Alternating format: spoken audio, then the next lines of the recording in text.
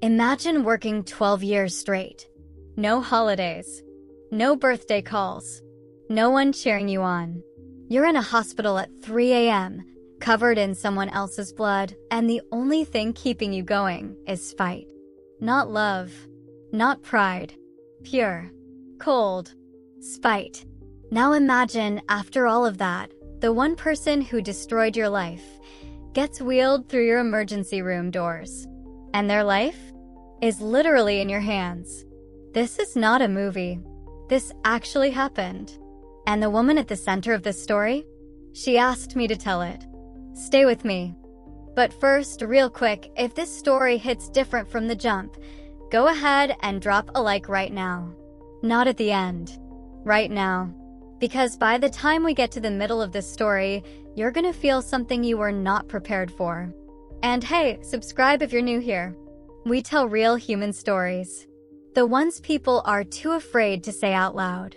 Before we dive in, drop a comment and tell me, where are you watching from, and what time is it where you are right now? I genuinely love seeing where y'all are tuning in from. Whether it's 2 a.m. in Texas or noon in London, you're exactly who this story is for. Alright, let's go back to the beginning. Her name is Dr. Maya Reeves. And this story starts the way most painful ones do, not with a stranger, but with family. Maya grew up in a middle-class household in Cincinnati, Ohio. Her dad, Robert, worked 30 years as a factory floor supervisor. Steady man. Quiet man. The kind of guy who showed love by showing up. He wasn't big on hugs, but he never missed a school play, never skipped a parent-teacher night, and every single night, no exceptions, he sat at the head of that dinner table. Her mom, Diane, was the heart of the house. The kind of woman who had a hot meal ready before you even knew you were hungry. She made everything feel like it mattered. Church on Sundays. Family photos at Christmas. A rule that said, no matter what's going on in your life, you come home for Thanksgiving. And then there was Maya's older sister, Natalie, 2 years older. Sharper tongue. The kind of person who walked into every room like she already owned it. Growing up, Maya idolized her sister. Literally followed her around like a shadow. Wanted to dress like her, talk like her, be her. But somewhere along the way, nobody could pinpoint exactly when something shifted. Natalie started pulling away. Started getting competitive. Started treating Maya less like a little sister and more like a rival. Maya didn't notice at first. She was too busy being a kid, too busy dreaming. Because even at age 9 years old, Maya wanted to be a doctor. It wasn't random. It wasn't because a teacher told her to aim high. It was because of her grandmother, Grandma Ruth. Ruth had diabetes her whole life, and when Maya was 8, she watched her grandmother lose a toe. Just gone. Maya sat in that hospital room holding Ruth's hand, and she looked at the doctor, this calm, steady woman in a white coat, and something clicked. She thought, I want to be that. I want to be the person who shows up when everything goes wrong. From that day on, Maya was focused. Straight A's. Science fairs. Volunteer hours at the free clinic downtown. She was the real deal, not performing for her parents, not chasing clout, just genuinely, relentlessly working toward one goal. And her parents? They were proud. Quietly proud. That Midwestern kind of proud where they don't make a big deal out of it, but you can tell by the way they look at you across the dinner table. Robert used to brag to his coworkers, my youngest is gonna be a doctor. He'd say it so casual, like it was already done. And for a long time, it seemed like it was. Maya got into medical school at 24. University of Michigan. One of the best programs in the country. She'd worked herself to the bone to get there. MCT prep, application essays, interviews, she did all of it mostly alone because Robert and Diane, God bless them, they didn't come from that world. They didn't know how the process worked. But they believed in her, and that was enough. Move-in day was a whole thing. Dad loaded up the truck. Mom packed enough food to last a semester. They hugged her in the parking lot of her dorm and drove back to Cincinnati, and Maya stood there watching those taillights disappear and felt, for the first time in her life, completely, terrifyingly free. Now, around the same time, Natalie's life was starting to fall apart. Natalie had gone a different route. Community college, then a job in retail management. She was doing okay for a while, got a promotion, started dating someone semi-seriously, but by her late 20s, things were stalling. The guy left. The promotion got taken back when the store downsized. She moved back home. And while Natalie was moving backwards, Maya was moving forward. That combination. In a family that doesn't talk about what they feel, it's gasoline. Natalie started making little comments at family dinners when Maya would call home. Nothing you could call out directly. Just energy. Subtle eye rolls.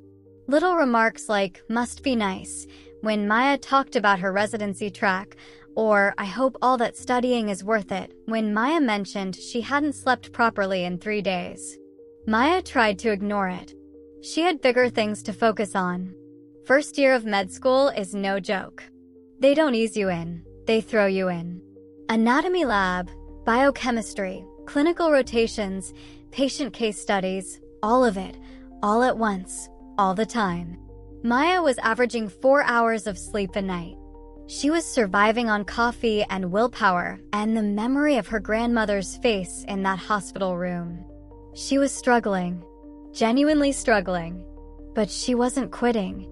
Not even close. Here's where the story turns. It's early October of Maya's second year. She calls home, a regular Sunday call, and her mom picks up but sounds distant. Short answers. Like she's distracted or upset or both.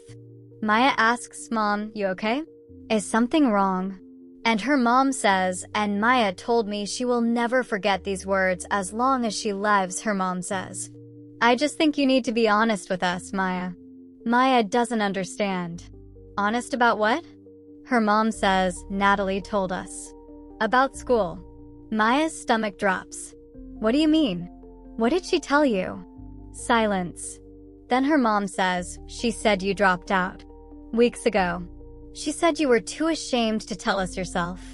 Maya's brain just stopped. She said she literally had to sit down on the floor of her dorm hallway.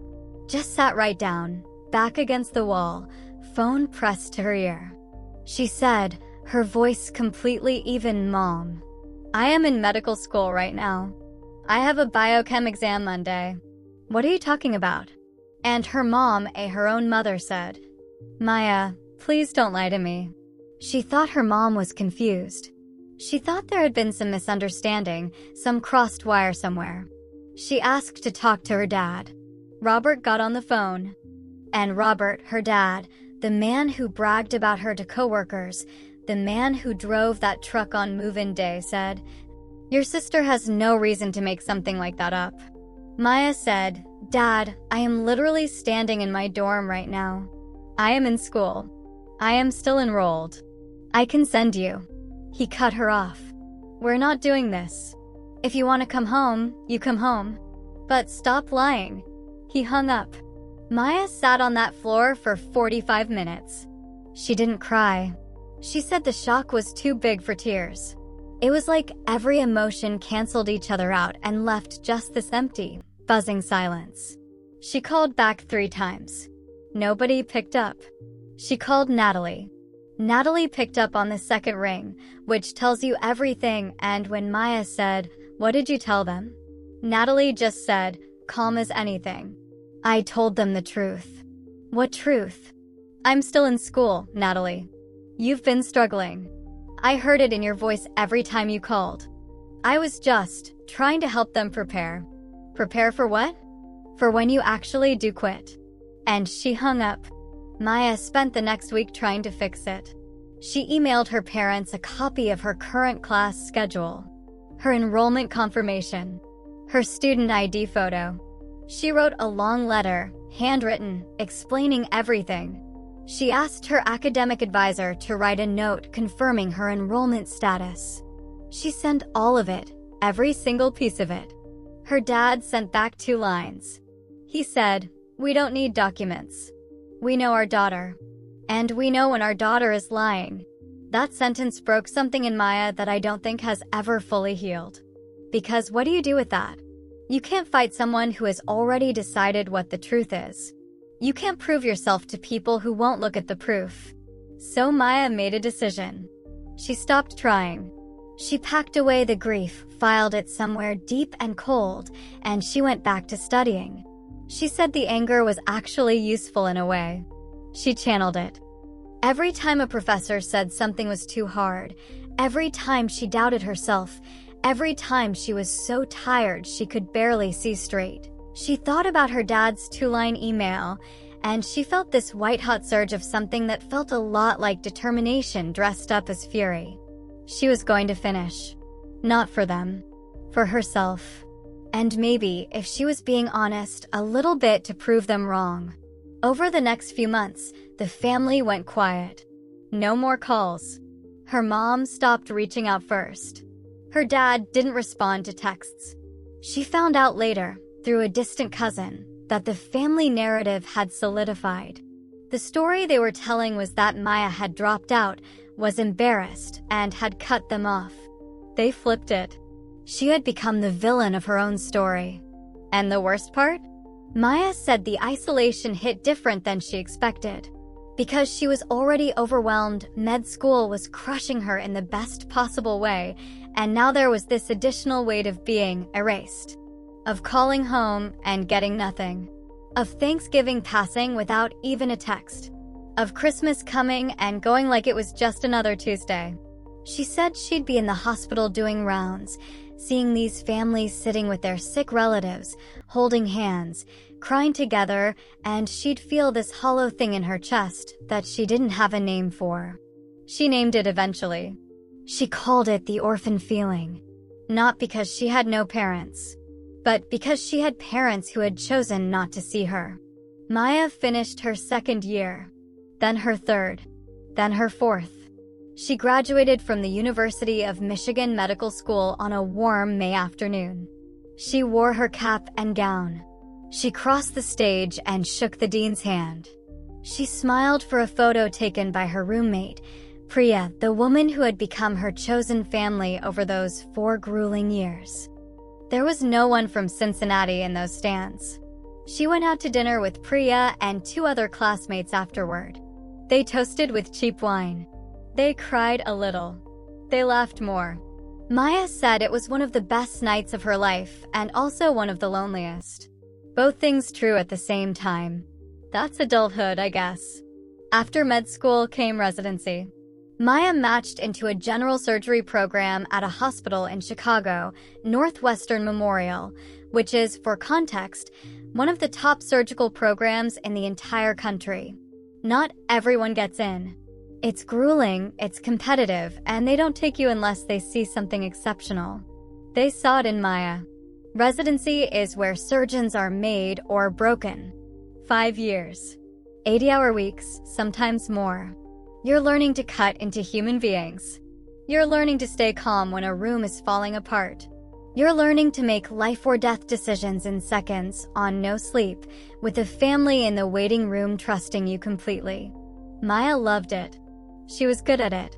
Not just technically good, emotionally good. The kind of surgeon who explains things to patients in plain language. Who sits with families before operations and after. Who remembers that behind every chart is a person, and behind every person is someone who loves them. Her attendings noticed. By her 3rd year of residency, she was being fast-tracked for a trauma fellowship. Trauma surgery, the most intense subspecialty in the field.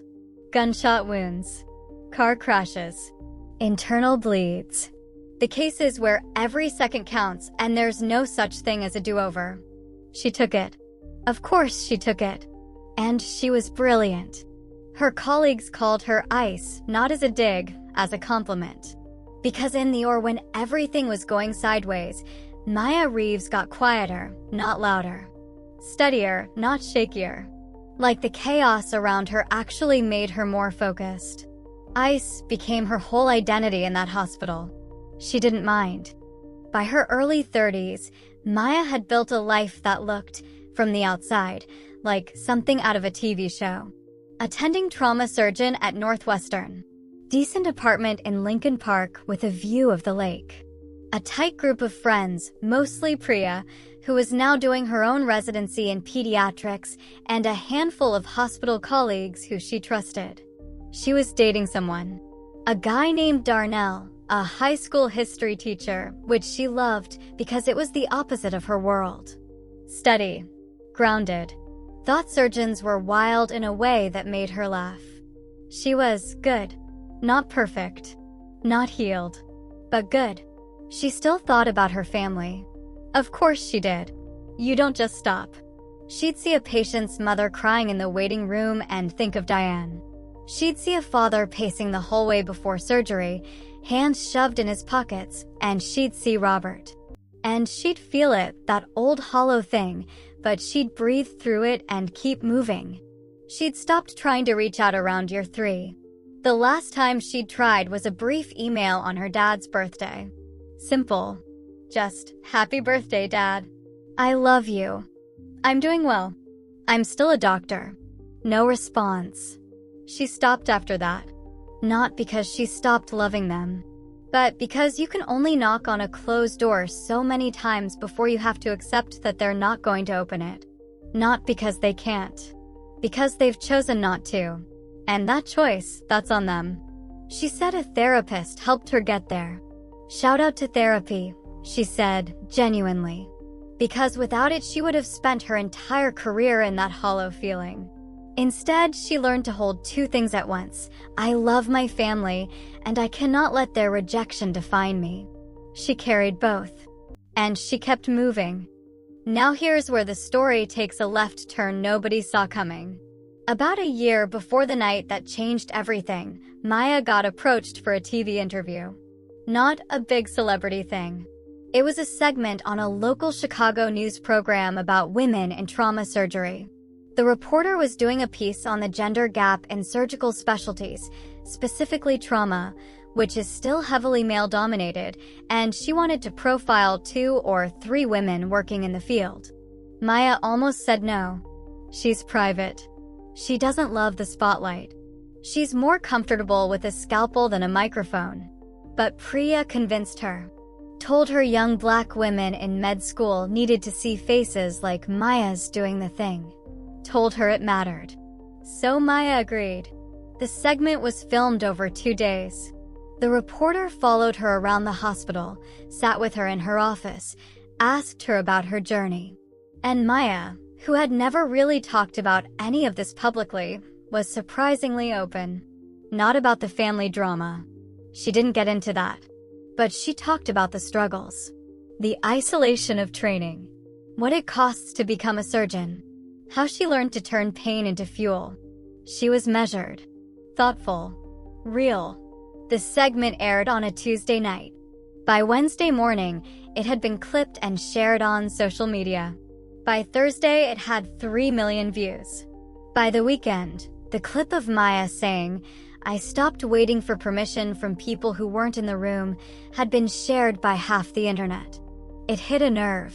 People in the comments were losing their minds. Women from every field commenting their own version of that line. Med students demanding her to say they almost quit but didn't. Parents saying they were showing it to their daughters. The local segment got picked up nationally. Maya got invited onto a morning show. Then a podcast with like 8 million listeners. Then a proper primetime interview, the kind with a studio audience and a host everybody knows. Maya went from known in her hospital to known in her city to known across the country, basically overnight. And all because of one sentence. I stopped waiting for permission from people who weren't in the room.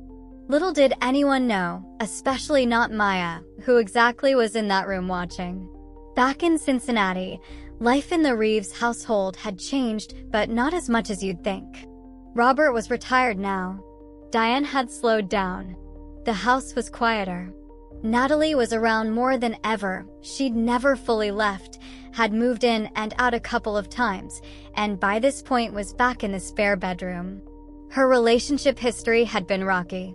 Her career hadn't taken off the way she'd hoped.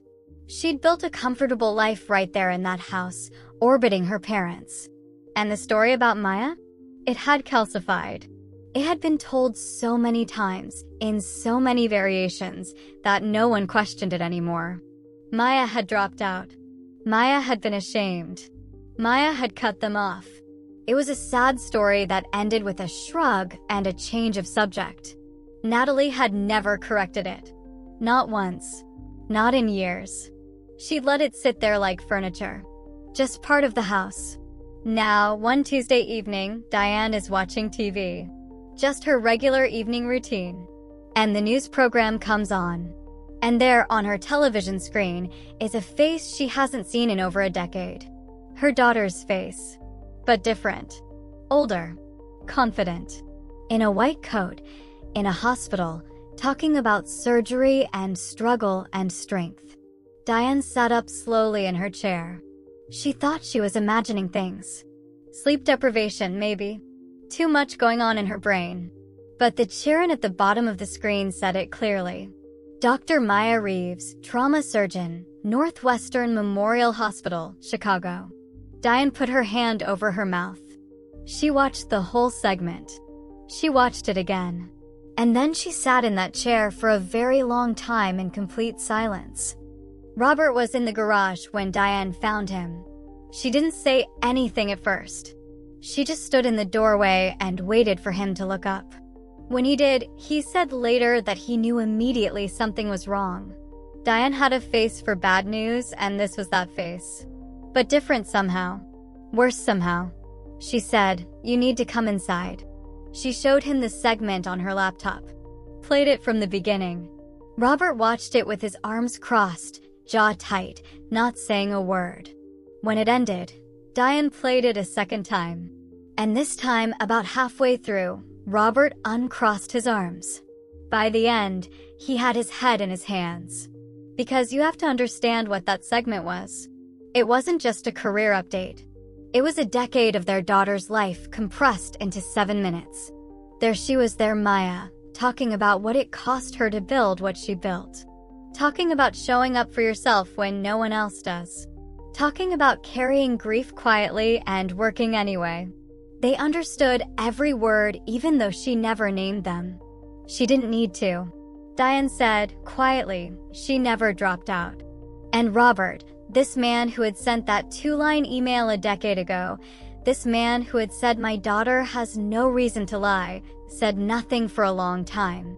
Then he said, "Where's Natalie?" Natalie was in her room. She'd actually watched the segment too, seen it shared in a Facebook group earlier that day, and had spent the last several hours doing something she'd apparently gotten very good at over the years. Rationalizing. Telling herself it wasn't that serious. Telling herself Maya had turned out fine, so no harm done. Telling herself that it was all so long ago. And then her parents knocked on her door. She said she knew from the knock. She said it wasn't an angry knock or a scared knock. It was a tired knock. The kind that comes from somewhere deep and exhausted that can't sustain anger anymore, just needs the truth. Robert opened the door and said 3 words. "We saw her." And Natalie, to her credit, and maybe to everyone's surprise, including her own, didn't try to spin it. She sat on the edge of her bed and she said, "I know." Robert said, "Was she ever actually in school?" And Natalie said, "Yes." Diane said, "She never dropped out?" "No." "You lied." Not a question. "Yes." Robert stood in that doorway for a long moment. Then he turned around and walked out without saying another word. Diane stood there a little longer.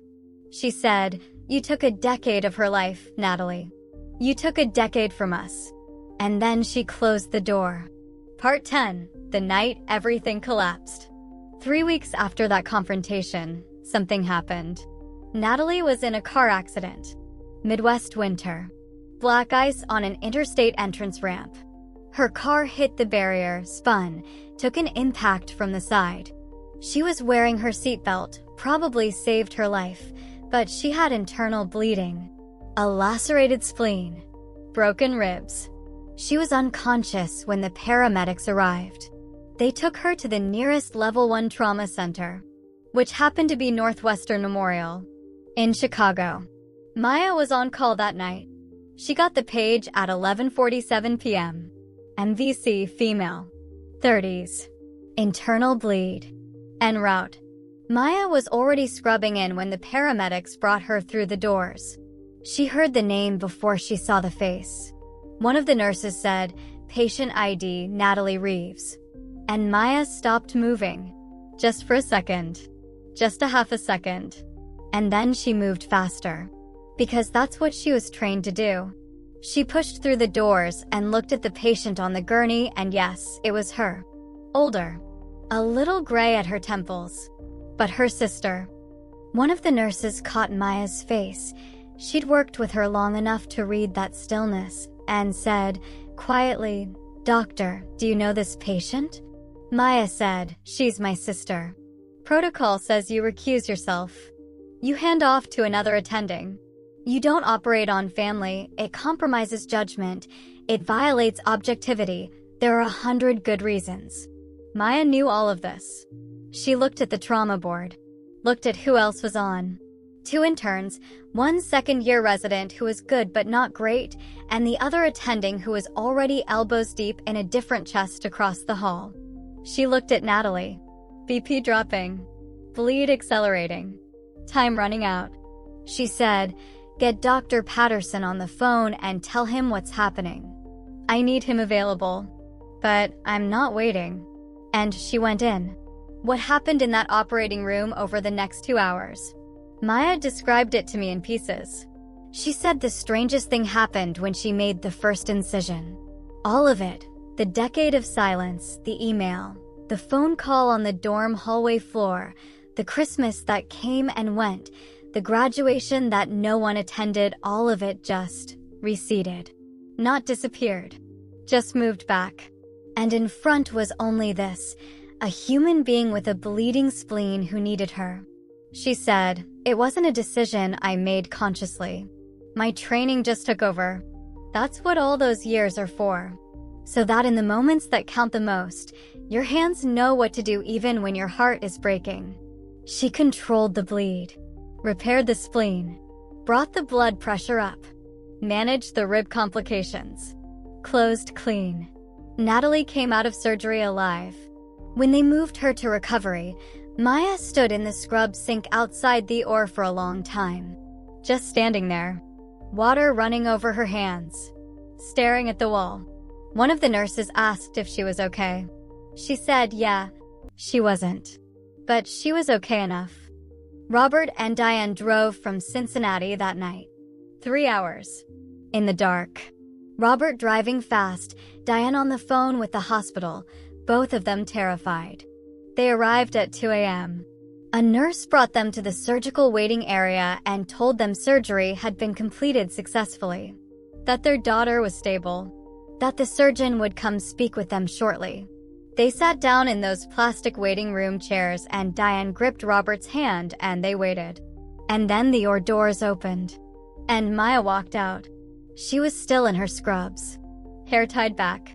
Mask pulled down around her neck. She looked exactly like what she was, a surgeon who had just come from 2 hours in the OR. She also looked exactly like what she was, their daughter. Diane made a sound that wasn't quite a word. Robert stood up slowly, like his legs weren't sure they were going to hold him. Maya stopped a few feet away. She said, professional, calm, surgeon voice, "Natalie's out of surgery. The spleen was lacerated and we had internal bleeding that needed to be controlled. We were able to repair it. She's in recovery, she's stable, and barring any complications, the prognosis is good. She'll need a few days here and then several weeks of recovery at home, but she should be okay." Diane's hands were shaking. Robert said, "Maya." She said, "You can see her in about an hour. A nurse will come get you." She turned to go. "Maya."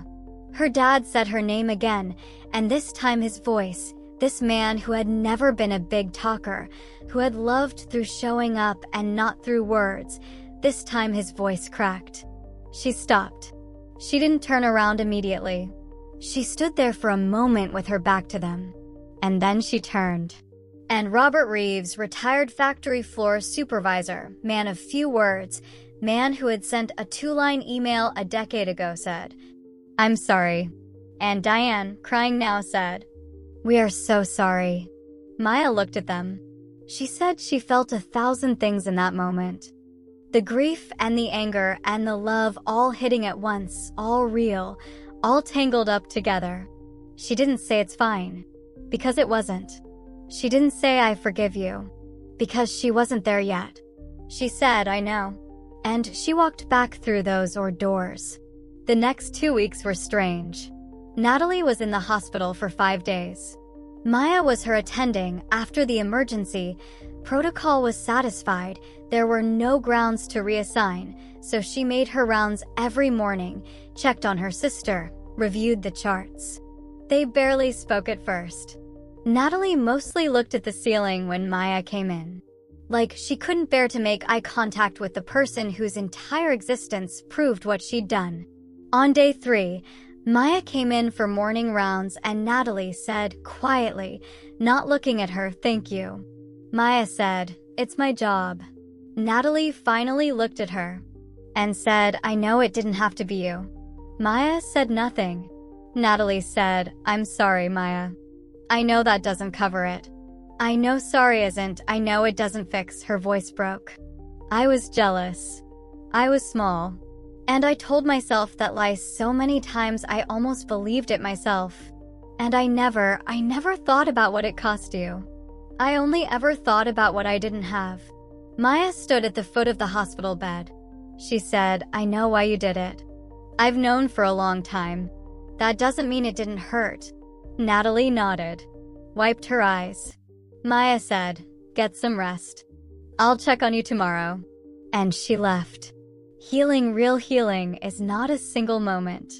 It's not a dramatic, tearful hug. It's not one conversation that wraps everything up. Real healing is a slow, ongoing, unglamorous process where you decide, over and over again, whether to stay open or close off. Maya chose to stay open. Slowly.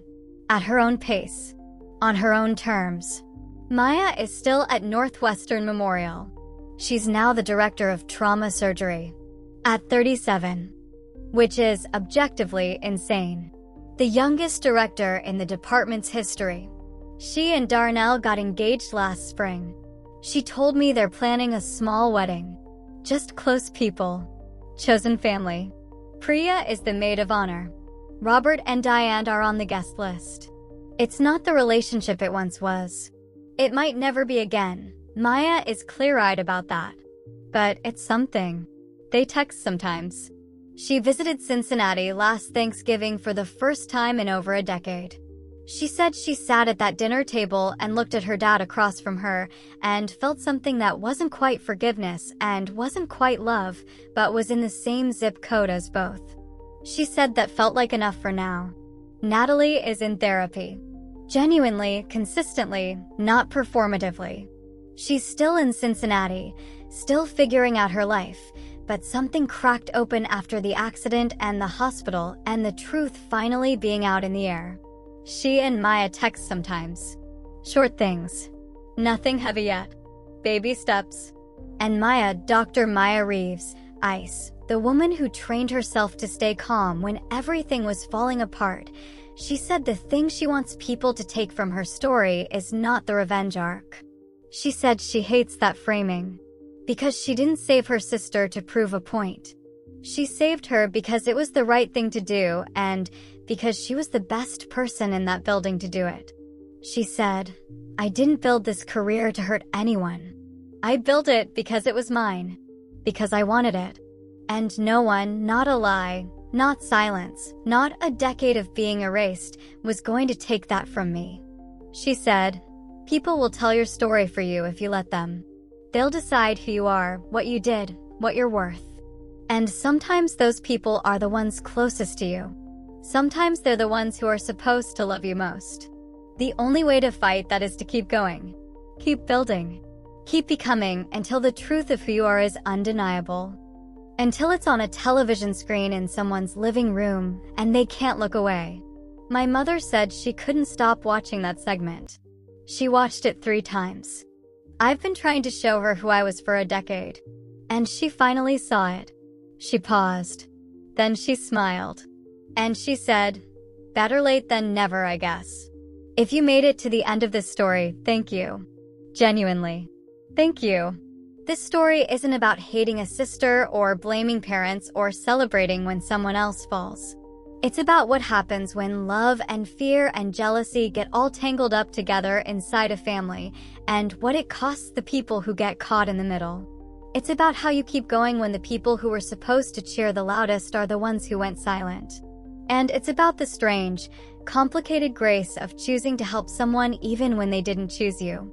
If this story meant something to you, drop a comment. Tell me what hit you. Tell me where you're watching from. Tell me your time zone. Tell me if you're up late or watching this on your lunch break or sitting in a hospital waiting room yourself right now. I read every single one. And if you know someone who needs this story, someone who's grinding in the dark right now with no one watching, no one cheering, just them and their goal and their stubborn refusal to quit, send it to them. No caption needed. They'll know. I'll see you in the next one.